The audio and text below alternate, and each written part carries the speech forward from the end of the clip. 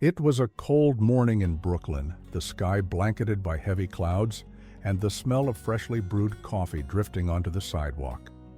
The bell above the door of Cafe Aurora chimed as Emily pushed it open, adjusting her apron with one hand and balancing a tray with the other. The coffee shop already had its usual customers, each with their orders and quirks. But that day, someone new sat in the corner, a book in his hands and his eyes hidden beneath a dark cap. He didn't seem to want to be noticed, and that was exactly what caught her attention. Emily glanced at him while wiping down the nearby table. He wore simple clothes, but something in his posture, a restrained air, almost rehearsed, as if pretending to be ordinary was harder than appearing wealthy. She approached, professional, and asked with her usual smile, looking for something to warm the soul or just hiding from the world. The man looked up, surprised by her approach, and smiled for the first time. "Black coffee, strong, and maybe—" "A little of both," he replied, his voice low and steady. Emily raised an eyebrow, amused. "We've got excellent coffee. As for therapy, that's strictly tip-based." He laughed genuinely, and she noticed something in his eyes, a dim light trying to reignite. "Emily," she introduced herself. "Will," he replied, lying. In truth, his name was Liam Westwood, son of one of New York's most influential men, but few knew that 3 months ago he'd broken ties with his father, left the business, and vanished from the social scene. Liam was trying to find out who he was without his last name stamped on everything, and there, in that cozy, humble cafe, he found something that resembled peace, and a waitress who had no idea who he was, which made her all the more fascinating. From that day on, Will became a regular at Cafe Aurora. Always the same order, always the same corner seat, always a different book in hand. Emily began preparing his favorite coffee before he even asked.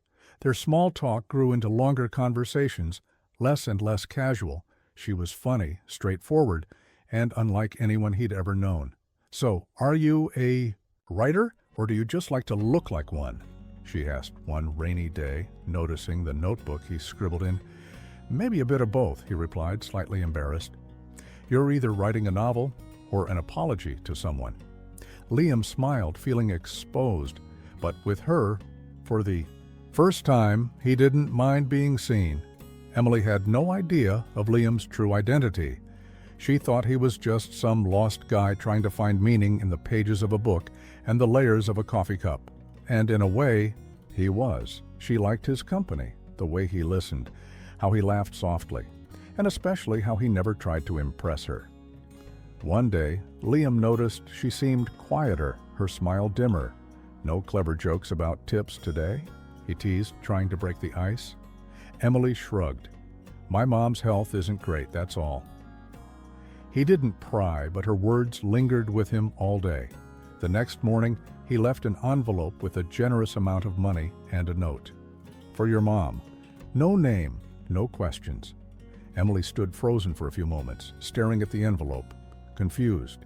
She recognized the handwriting, but couldn't understand how he knew, or why. She didn't mention it, but the cafe felt lighter the next day. "Thank you," she said when she served him. "For what?" he replied, pretending not to know. Slowly, their friendship became a secret ritual. She pretended not to notice the growing interest in his eyes. He pretended he wasn't waiting for her. Every day, but their words softened. Their silences deepened, and both knew that eventually something would have to be said. One Saturday morning, the cafe was empty when she arrived. Liam was already there, reading as usual. She approached, pulled out a chair, and sat without asking. "Can I ask you something, Will?" "Of course." "What are you running from?" she asked without hesitation. He looked at her, surprised, like someone had read a page yet to be written. "From myself sometimes, other times, from my last name." She didn't fully grasp the meaning, but she felt the weight. Well, in here no one cares about last names, only kindness and tipping. Liam wanted to tell her everything right then, wanted to say who he was, where he came from, and why he was there. But he also wanted to protect that space where he was just another man. With her, he felt free. And freedom was something he never knew how to name until now. Meanwhile, Liam's father, Richard Westwood, had already started a discreet search for his son. The media was hungry for scandal, and the company board demanded answers. But Liam didn't want to go back. He wanted to build something that wasn't bought nor forced, and Emily was the symbol of exactly that. One random Tuesday, he offered to help close the cafe. He washed cups, stacked chairs, wiped the counter. Emily watched him with sweet curiosity. "You're not like the other guys," she said. "Maybe. I'm just learning how to be human." Emily didn't know, but Liam had already written about her in his notebook, words hidden between scribbles. She serves coffee as if offering the world, and maybe, without knowing it, she is. He was sketching her with words and sketching a new version of himself through her. Emily was becoming the reason for a new beginning he never planned, and that both terrified and enchanted him. Their friendship turned into something more when, by accident, their hands touched over a coffee cup. Emily didn't pull back. Liam didn't move away, and in that second, they looked at each other like they already knew. But, as in every good story, silence spoke louder than words. That night, Liam wrote more than usual. He wrote about the fear of being found out, about the feeling of finally belonging somewhere, about how she laughed as if unaware she was saving someone, and about how he wanted to be worthy of her, even when she found out who he really was. At home, Emily thought about him. She felt there was something he wasn't saying, but she also knew everyone carries secrets. And not all of them need to be uncovered right away. She just hoped that when the truth surfaced, it wouldn't push him away, because even without understanding it all, she was already involved. And so ended another silent chapter between them, between coffees, quiet laughs, and accidental touches, between truths untold and promises unspoken. They didn't know it yet, but what they were building, between sips and glances, would change everything. Autumn was deepening in New York, painting the streets in shades of gold and brown. Cafe. Aurora grew busier with the arrival of the cold, but for Emily, the warmest place was still that corner table. Will kept showing up at the same time, sitting in the same spot, with those same eyes that always seemed to want to say something. She noticed every detail about him, the restrained gestures, the measured silences, the words that always seemed carefully chosen, and her curiosity was growing, along with something she didn't want to name. One day she arrived early and found him waiting at the door. "You're up early," she said, surprised. "Couldn't sleep." "And I missed the coffee," he replied with a smile. She raised an eyebrow, skeptical. "Missed the coffee? Or the barista?" He smiled shyly, lowering his eyes. Maybe both. Emily felt her cheeks flush, but she hid it by straightening the chairs. It was getting harder to keep her distance, especially when he seemed more sincere, even while lying.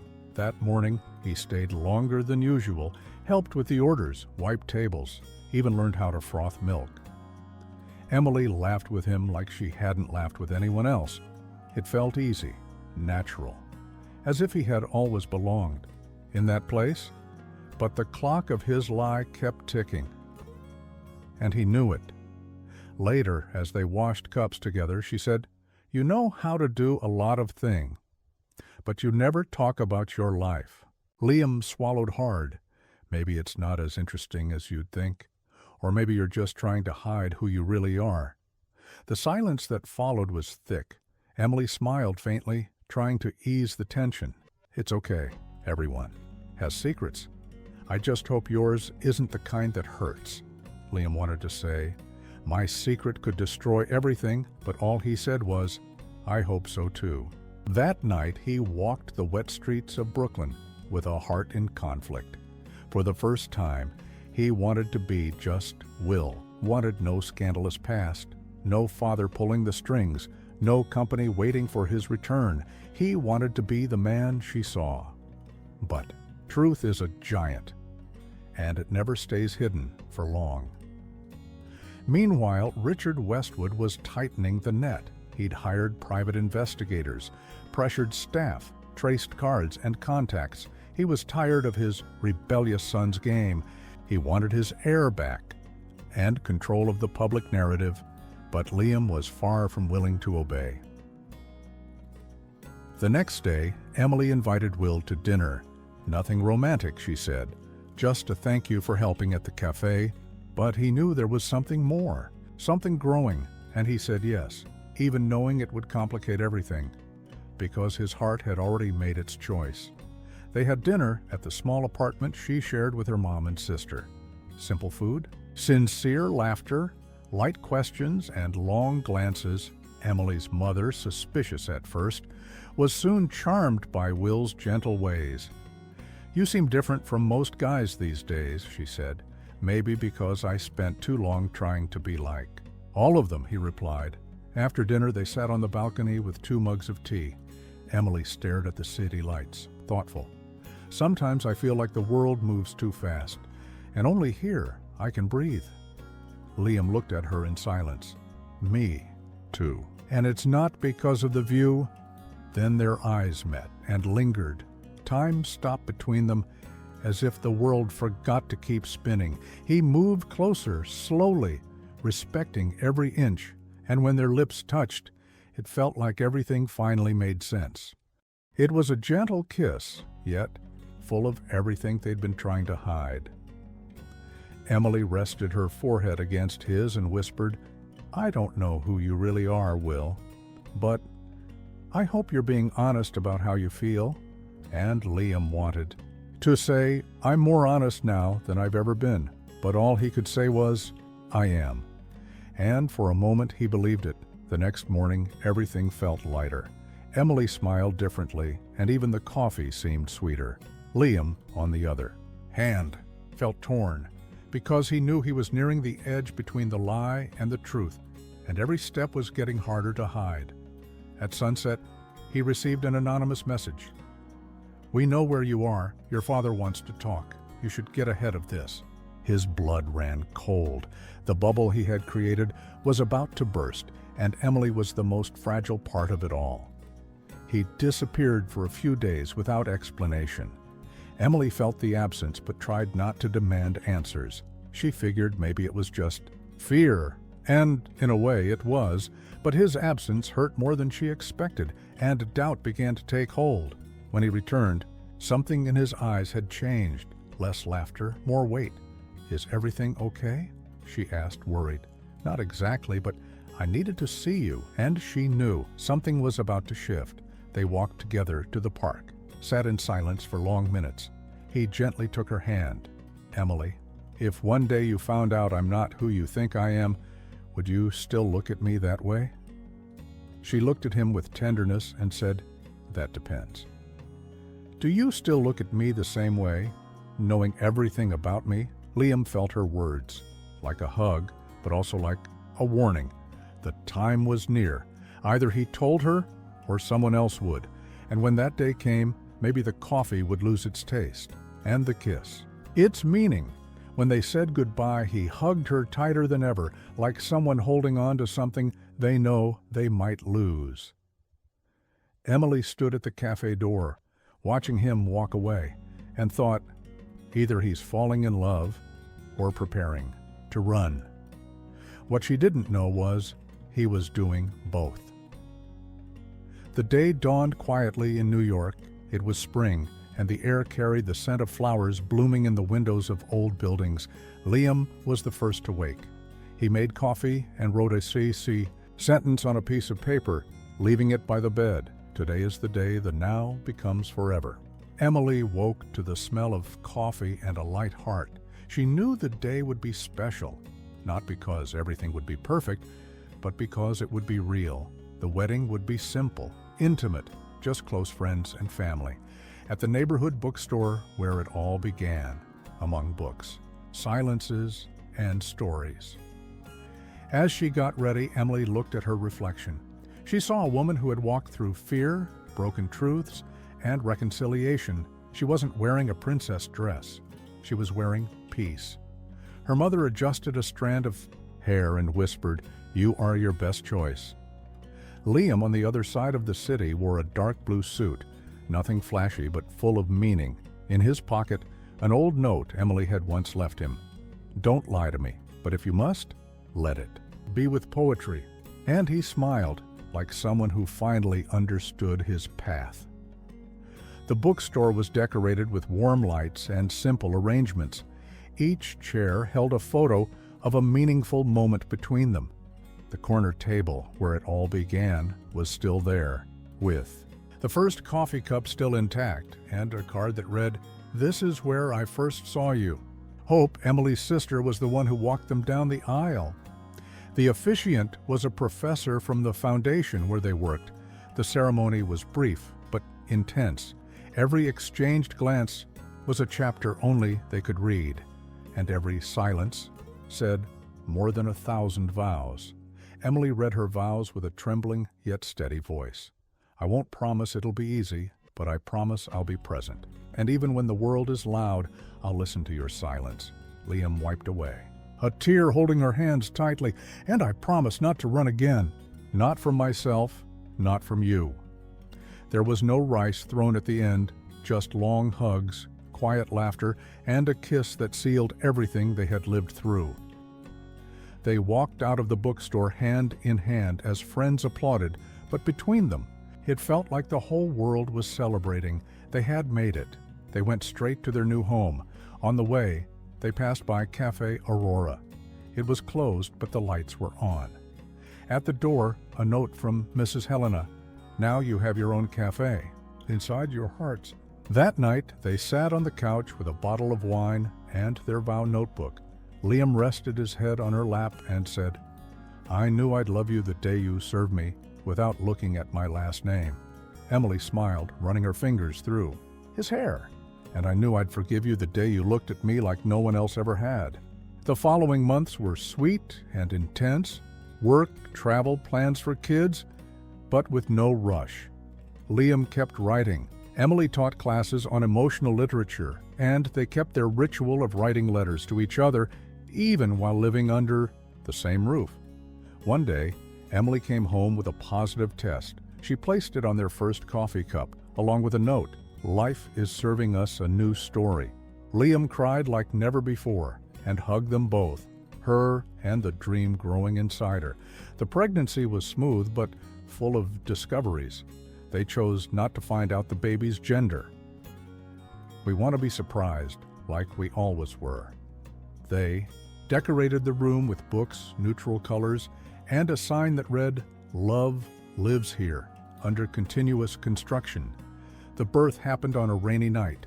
Emily screamed, laughed, and cried, all at once. Liam held her hand and repeated, "You can do this. I'm here." And when the baby's cry filled the room, everything made sense. They named her Aurora, for the cafe, for the light, for the new beginning, for the word that carried both the weight and the lightness of their journey. Emily, exhausted, held her daughter and said, "Now our love has a voice."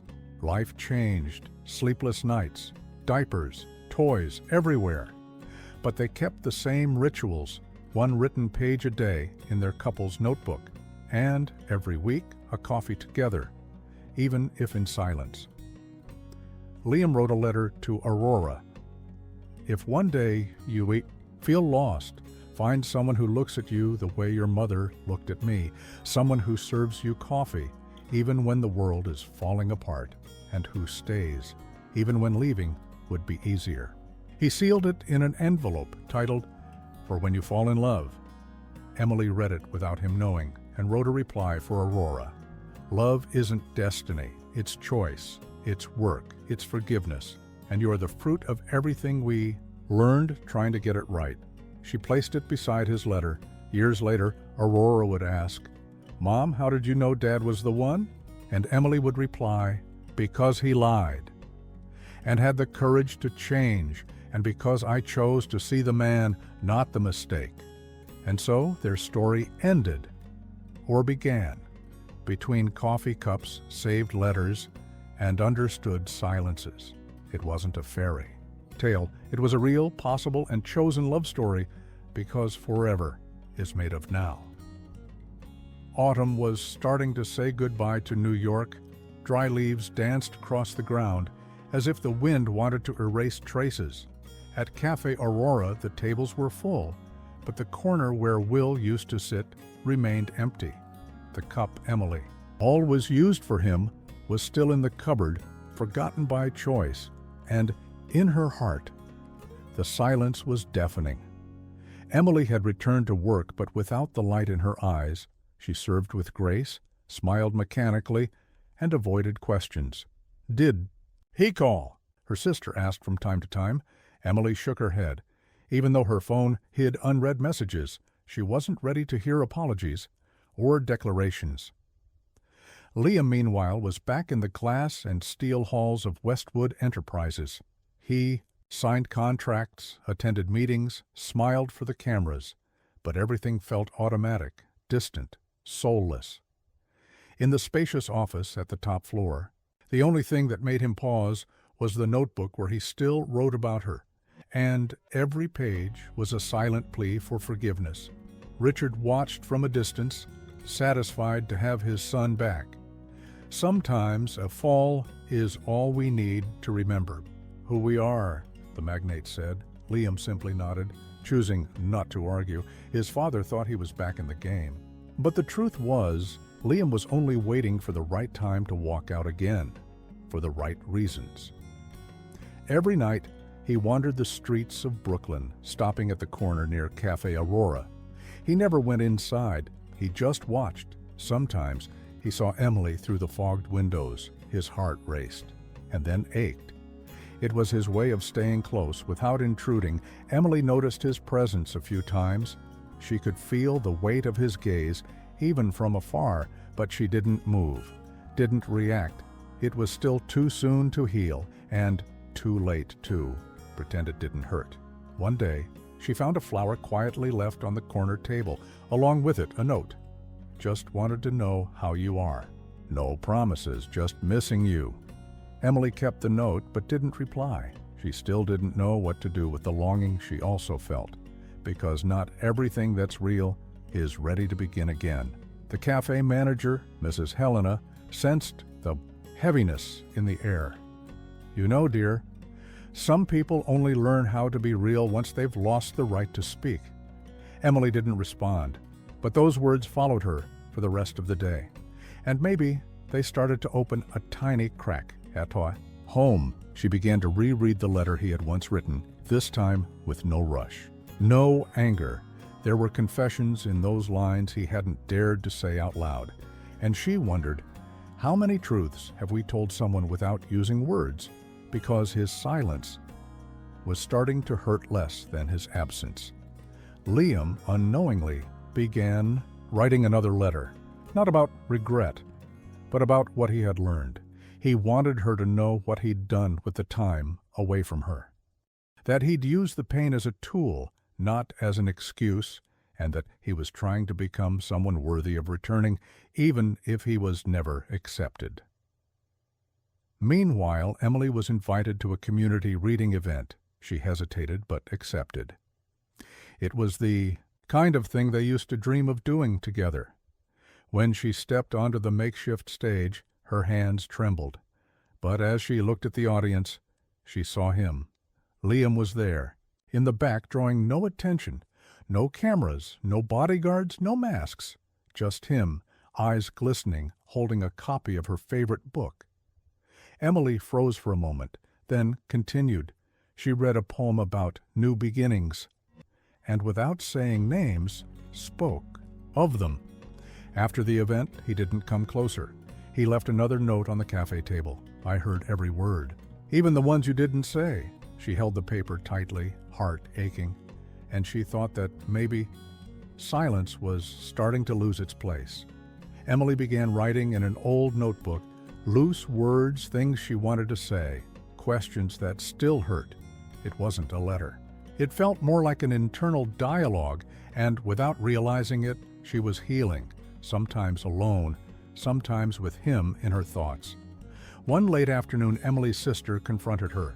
"You still love him, don't you?" Emily took a deep breath. "I do. But I don't know if I can trust him again. Trust can be rebuilt too, brick by brick." Meanwhile, Liam decided to do something real. He used his family name and resources to help renovate the community center where the event had taken place. But he made sure not to sign anything. He didn't want Emily thinking he was trying to buy forgiveness. He just wanted her to see he had changed. Emily heard about it from others, and it surprised her. Maybe he really was different, or maybe he was at least trying, and that, in that moment, was enough to thaw another layer of ice. She began writing a reply, though she didn't yet know who it was for. The seasons kept changing. The cold gave way to gentler breezes, and with it, certainties also began to melt. Emily didn't know if she would forgive him, but she wasn't sure she wanted to stay away anymore either. Liam, on the other side of the city, was still writing, now less about pain and more about hope. He wasn't asking for love anymore, just a chance to talk, because between them, silence had already said everything, and now it was time for words. In the last paragraph of that week, Emily wrote, "If what you feel is still real, come." But this time, with the right name and an open heart, she folded the paper and placed it on the cafe's corner table. She left before he arrived, because some answers only come when we've learned how to wait.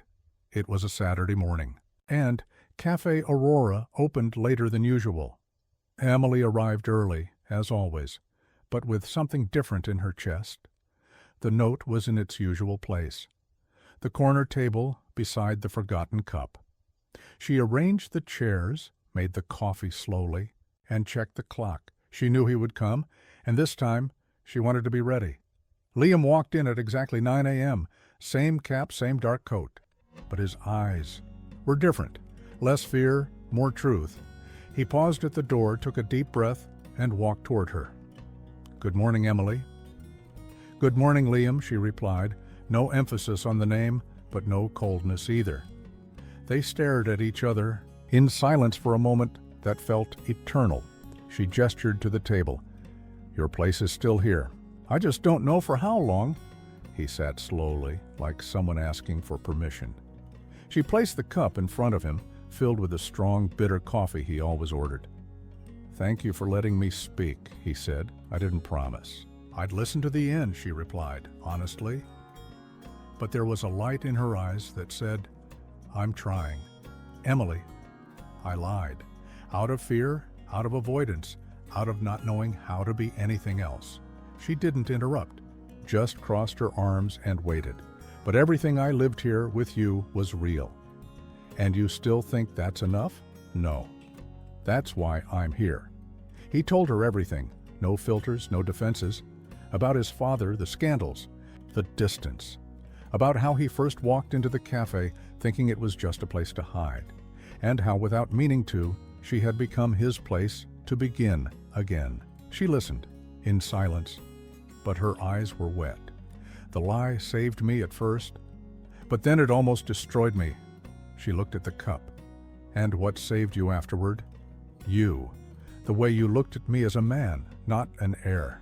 The way you made me want to be better." Emily took a deep breath, absorbing every word. "You hurt the trust, but you didn't kill the feeling." "I'm not asking for forgiveness now," he said. "I want to earn it. Slowly. I want you to see me rebuilding." Emily held the cup with both hands, feeling the warmth spread. "You've been doing that, quietly. I've seen it through your actions.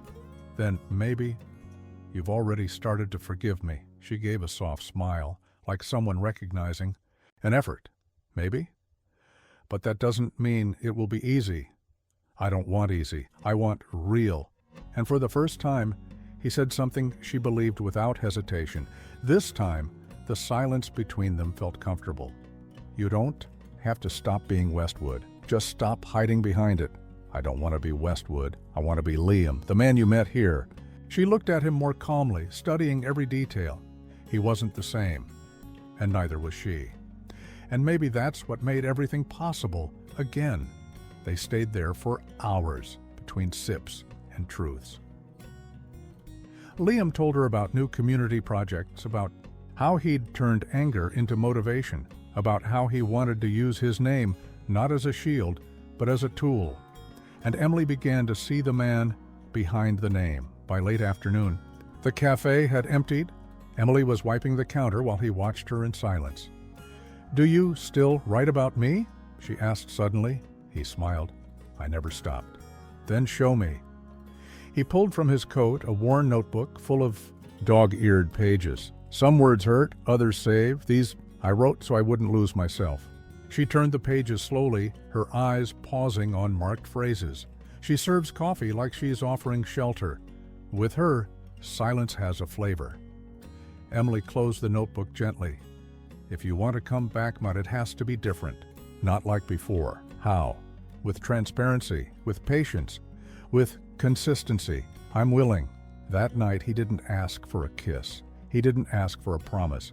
He just stayed there beside her, washing the last cups, like someone who understands that love is also built among the broken pieces, and that sometimes just being present is enough. The next day he returned, and the day after that too, not like before.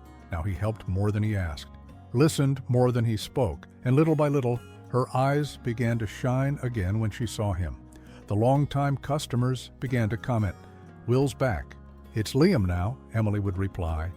But deep down, she was starting to believe it might be both, and that balance was what truly captivated her. One Saturday, she found him with his younger sister at the park. Hope, that was the girl's name. Shy, observant. Emily saw Liam's tenderness, his patience, his care, and in that moment, she saw something more. She saw the father he could one day become. Back home, she wrote in her journal, "Today I saw the future in his eyes. I don't know if we're ready, but I know we're trying." It was the first time she wrote about them as something real, and that was the beginning of everything once again. Because love doesn't start with promises. It starts with truths spoken in a quiet voice, between sips of coffee, understood silences, and possible forgiveness. And by the end of that week, Emily realized Liam hadn't just come back, he had finally arrived. The news spread quickly. The son of magnate Richard Westwood wasn't just in Brooklyn. He was dating a cafe waitress. Gossip sites, society columns, even morning shows covered the unlikely romance. Emily received a flood of messages with a knot in her throat. The world had found out, and she wasn't ready. Liam showed up at the cafe before opening, flowers in hand and worry in his eyes. I tried to stop it, asked the press to hold off. Emily looked at him in silence, then took the flowers. "You knew this would happen one day?" "I did, but I didn't want it to be like this." The cafe staff stood by her. Loyal customers defended Emily in posts and comments, but judgment came too, people saying she used him, that he was ashamed of her, that it was all a stunt. Emily stayed strong, but each cruel word left a scar. Liam offered to take her away. "We could travel, stay gone until things calm down." "No," she answered firmly. "I don't want to hide, not again." He understood, and for the first time, she saw pride in his eyes. Pride for her. They decided to face it together. They went on a news show for an interview. Emily, nervous, was greeted with makeup and cameras in her face. But live on air, she answered with honesty and calm. "I fell in love with Liam before I knew who he was, and I'm still here, now that I know." The public reacted with surprise and admiration. The truth moved people more than any scandal. She became a symbol of authenticity.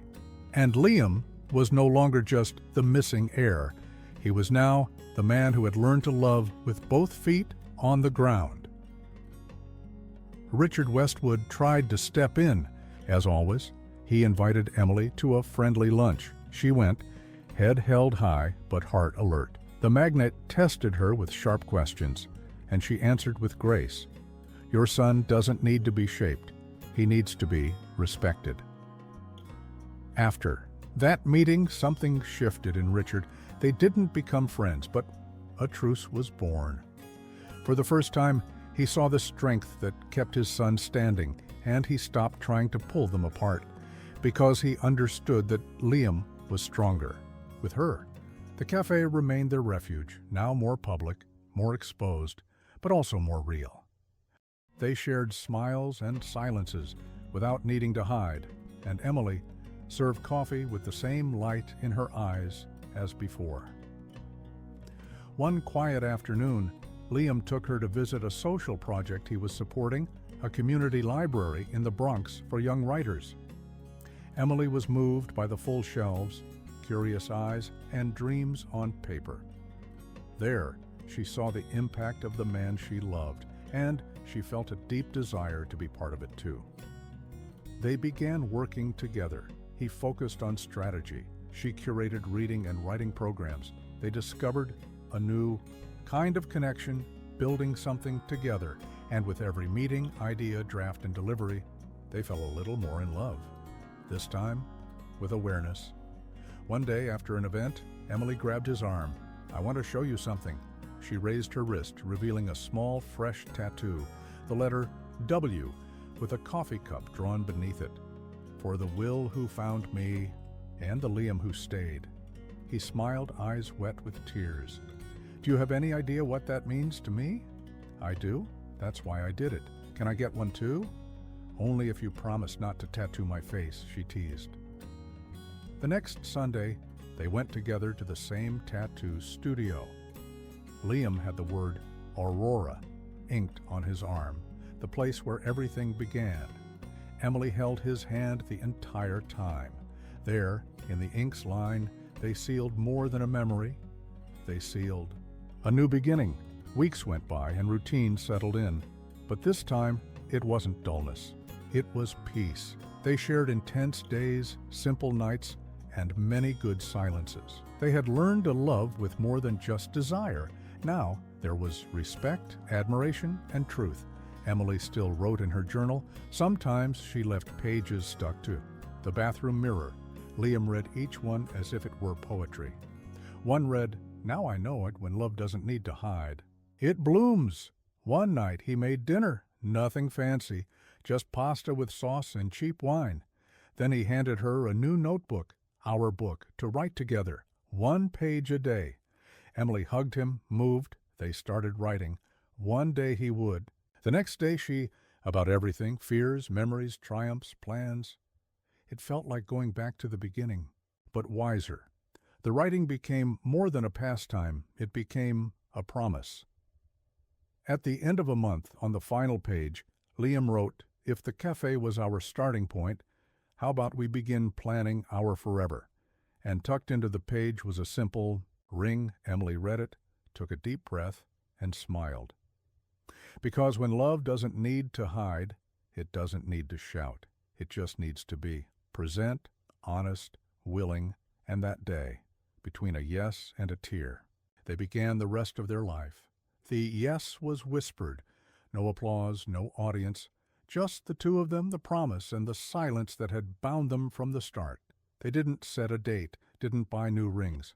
They chose to live their engagement the same way they had lived their love, without hurry, but with depth, and each day was a new chance to begin again. Emily and Liam moved into a small loft in Brooklyn. No mansions, no private elevators, no panoramic views. She wanted a home, not a castle. He wanted a life that fit the two of them, not his last name, and together they turned the space into a refuge of affection. Living together brought new things and challenges. She left the lights on. He left wet towels on the bed. She stayed up late writing. He woke early for meetings, but no noise was louder than their desire to make it work, and that made them stronger. Liam gradually took on bigger projects again, but now with a different vision, a different soul. He joined NGO boards, supported public, education, and small business owners. To the world, he was still a Westwood, but to those who knew him closely, he was, above all, Liam. Emily began coordinating a reading club for teenagers in underserved areas.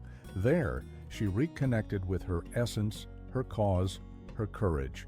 Liam joined her whenever he could, proud. "You show me every day that change is possible," he'd say, and she'd reply, "And you show me that love is a choice." One night she came home quieter than usual. Liam noticed immediately.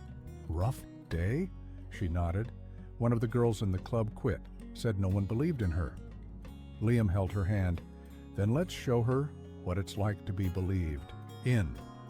The next day, they went to the girl's house, spoke with her family, created a plan for support and encouragement. A week later, the girl returned to the club and began writing poetry. Emily cried, reading her first poem. It was about hope, and it was called Coffee in the Heart. Little by little, the past stopped hurting, but sometimes it still did. Emily faced cruel comments online, people still saying she got lucky. And Liam, seeing her fall silent with tears in her eyes, felt a new kind of rage, the kind that comes from not being able to protect someone from everything. "You don't have to defend me, Liam," she'd say. "I know, but I want to." "Then defend me. With respect, not with war." And he learned. Love isn't shouted, it's lived, honored, sustained, in silence or in a soft voice. On their first Christmas in the loft, they decorated everything by hand. They bought cheap lights and made ornaments with hope. Emily's sister, nothing luxurious. Everything heartfelt. At dinner, they toasted with grape juice and laughed at old stories.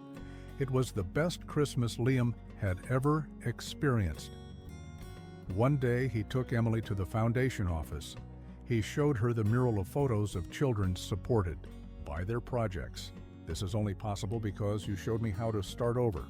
Emily smiled, touching the face of a girl in one of the photos.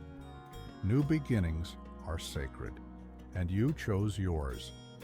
They started writing their book together, just as they'd promised. Part memoir, part journal. They wrote about truths, secrets, love that grows through pain. They titled it, "The Heart Also Learns to Begin Again," and they left the final page blank. One night, Emily woke up startled from a nightmare. She dreamed Liam left her, that the past dragged him back. He held her close, still smelling of the pillow. "You're not going to lose me, Emily. Are you sure?" she asked, voice trembling. "I am, because now I don't run anymore." They were invited to speak at a university. The topic, empathy, forgiveness, and rebuilding. Emily trembled as she stepped onto the stage. But Liam held her hand, and she spoke like never before, with truth, emotion, courage. At the end, she was given a standing ovation. "You're the strongest woman I know," Liam said on the drive home, "and you're the most unexpected man I ever imagined loving," she replied. "Is that a good thing or a bad thing?" "It's the best surprise of my life." And their kiss was calmer, more mature, and filled with certainty. A few weeks later, they found a bigger apartment, but still in Brooklyn, Emily wanted to stay close to her roots. Liam agreed. "I never wanted to move away from what saved me." And they began packing boxes for the new chapter. Among the boxes, they found his first letter, the one he never delivered. They read it together, sitting on the floor. Emily looked at him, eyes full of tears. "Even when you messed up, you started right. You started with me." They decided to frame the letter on the new living room wall, as a symbol that even mistakes can lead us somewhere good, and as a reminder that true love is a daily choice. The new home smelled like coffee, and the walls held promises no one else could hear, but they knew. At the end of that month, they went to the beach, just the two of them. They walked barefoot like teenagers, laughed like old friends, and sat on the sand to watch the sunset. "There," he asked, "do you still want to marry me?" "Even after seeing every part of me I once hid," Emily answered without hesitation. "Yes, because I've hidden parts of myself too. And you stayed." And so on that cool sand, with the sound of the waves, they made a new promise, to love, not despite everything, but with everything. The day began quietly in New York. It was spring, and the air carried the scent of flowers blooming in the windows of old buildings. Liam was the first to wake. He made coffee and wrote a note he left. By the bed, today is the day that now becomes forever. Emily woke to the smell of coffee and a light heart. She knew the day would be special, not because it would be perfect, but because it would be real. The wedding would be simple, intimate, just close friends and family. In the neighborhood bookstore, where it all began, among books, silences, and stories. As she got ready, Emily looked at her reflection. She saw the woman who had walked through fears, broken truths, and reconciliations. She wasn't wearing a princess dress. She was wearing peace. Her mother fixed a loose strand of hair and whispered, "You are your best choice." Liam, on the other side of town, wore a dark blue suit. Nothing flashy, but full of meaning. In his pocket, an old note Emily once wrote, "Don't lie to me, but if you do, let it be poetic." And he smiled, like someone who finally understood his path. The bookstore was decorated with soft yellow lights and simple floral arrangements. Each chair held a photo of a meaningful moment between them. The major corner table, where it all started, was still there, with the first coffee cup still intact, and a card that read, "This is where I first saw you." Hope, Emily's sister, walked them to the improvised altar. The officiant was a professor from the foundation where they worked. The ceremony was brief, but intense. Every glance exchanged was a chapter only they could read, and every silence spoke louder than 1,000 vows. Emily read her vows with a trembling but steady voice. "I don't promise it'll be easy, but I promise I'll be present. And even when the world gets loud, I'll listen to your silence." Liam wiped away a tear, holding her hands firmly. "And I promise not to run again. Not from myself, not from you." There was no rice shower. At the end, only long hugs, quiet laughter, and a kiss that sealed everything they had lived.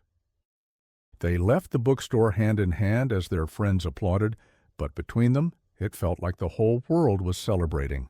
They had made it. They went straight to their new home. On the way, they passed Cafe Aurora.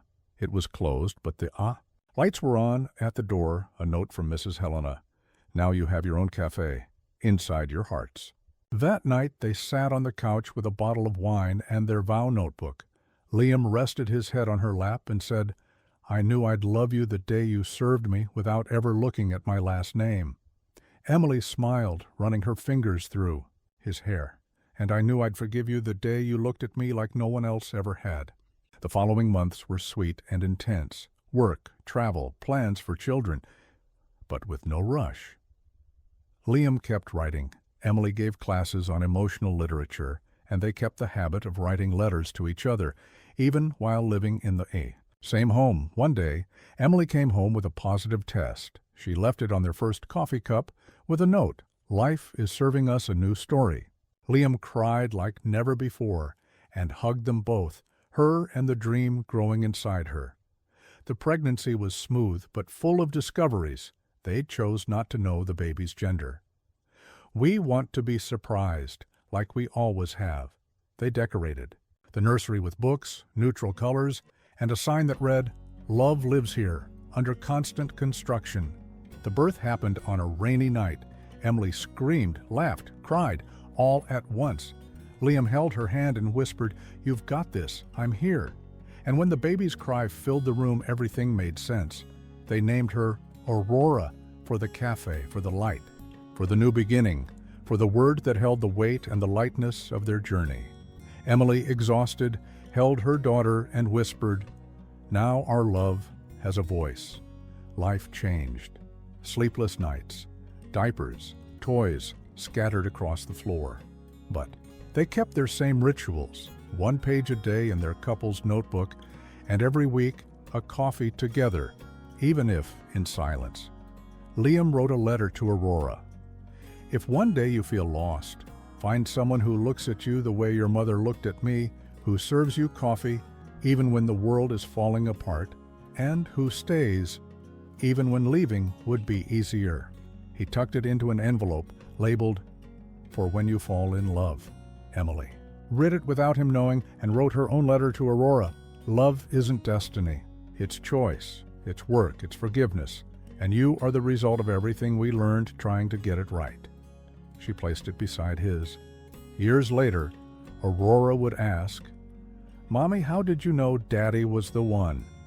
And Emily would answer, "Because he lied and had the courage to change, and because I chose to see the man, not the mistake." And so their story ended, or began, among coffee cups, saved letters, and understood silences. It wasn't a fairy tale, it was a real, possible, and chosen love story, because forever is made of now. And if this story made you feel something, just imagine how many more are yet to come. Like the video, share it with someone who still believes in love, or needs to, and subscribe to the channel where every story touches, transforms, and stays with you forever.